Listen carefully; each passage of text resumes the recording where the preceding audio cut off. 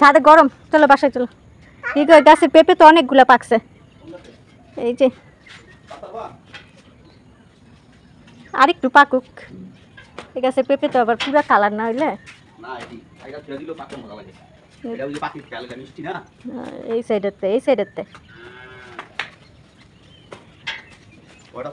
পাকছে, গুড়াগাড়া সব ওই পাকছে। বড় একটা পাকছে। না পারলে পইড়াই যেত একটা রইটা ইয়ে। আবু সর,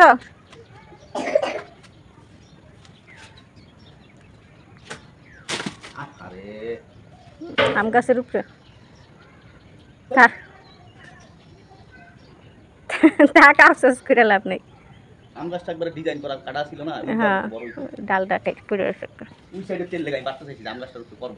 আচ্ছা, তো ওই সাইডে টাইম করে আপনি দেখবেন না কি হলো। দেখছিলাম তো আমি একটা পারতে গেলে কয়টা পড়ে যায়।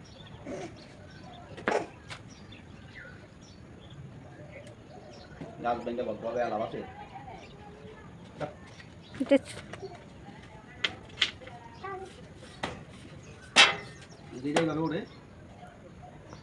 সমস্যা নাই, কাইটটা দিলে আবার হইব, মানে পাতা আবার বাইরাইব। মানে সুন্দর আছিল, স্কোয়ার শেপ আছিল, সেটা কি এখন 3 কোণ হয়ে যাব।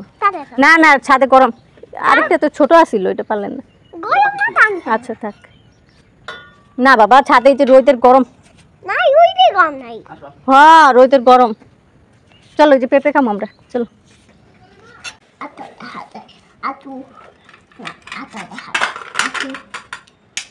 গাছের পেঁপেগুলা নিছি, এই গাছের পেঁপেগুলা মিষ্টি হয়।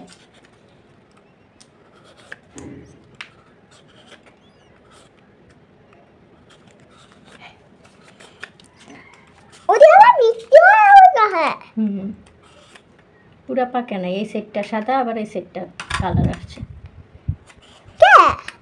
পাকে নাই, এই সাইডে রোদ পায় না, এই জন্য ওই পায় পাকতো। ঠান্ডা থাকে তাড়াতাড়ি পাকা দেয়।